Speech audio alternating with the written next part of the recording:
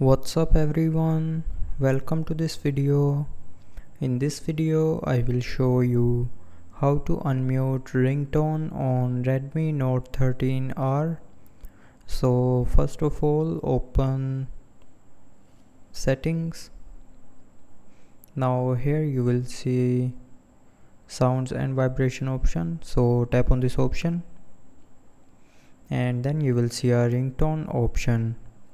So to unmute ringtone, you can drag this slider to the right side, so you can see silent mode is off.